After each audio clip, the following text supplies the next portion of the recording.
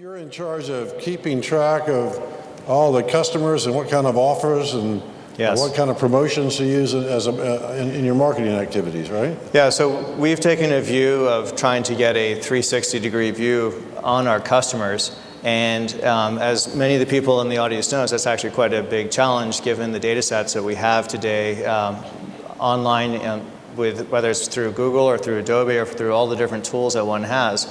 So that's been quite an activity for us. Well, you have, what, about 10 or 12 million customers? We have about 12 million customers that are interacting with the sites that are online in our systems.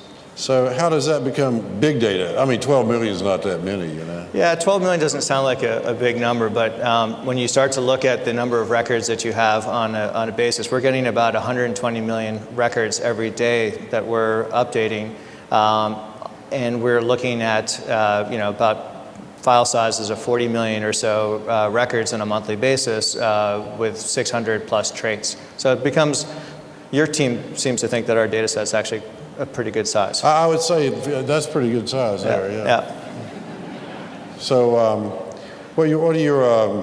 you're getting update feeds on all the ads that people looked at online? And yeah, we've taken an approach where we're looking at the enterprise warehouse system that holds our customer data sets.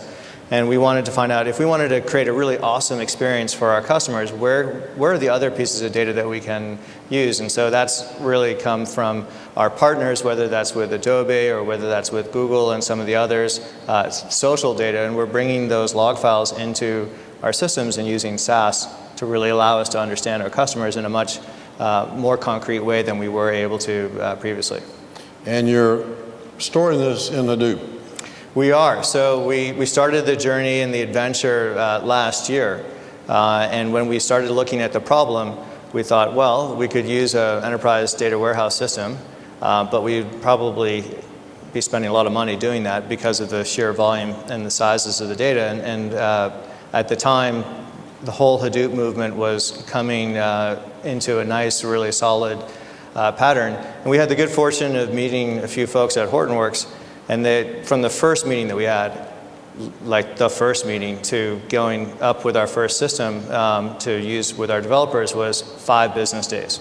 All right, so the technology has gotten to a point where you don't need a lot of engineers like we had to in past years to make these big data systems work. So that was, for us, completely awesome.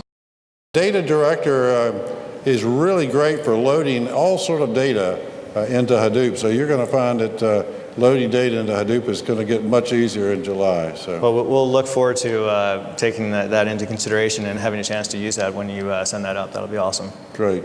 And SAS standing up okay, analyzing all that data for you? Yeah, so we had, as part of our journey after being completely impressed with being able to get these data sets into our Hadoop cluster, we were looking around and trying to figure out, okay, so from an analytical perspective, what is one going to do? And it was kind of the big chase, and we were at different conferences, and we sort of whisper in the back end, so how do you analyze all of this? And we had the good fortune of meeting Paul Kent, and he talked to us, and he started talking about this product, High Performance Analytics. This is before it was announced.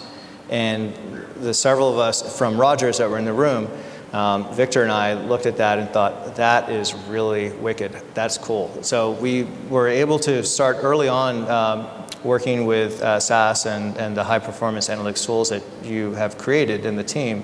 And the whole prospect of being able to bring your algorithms to the data sets in Hadoop is just a fantastic capability.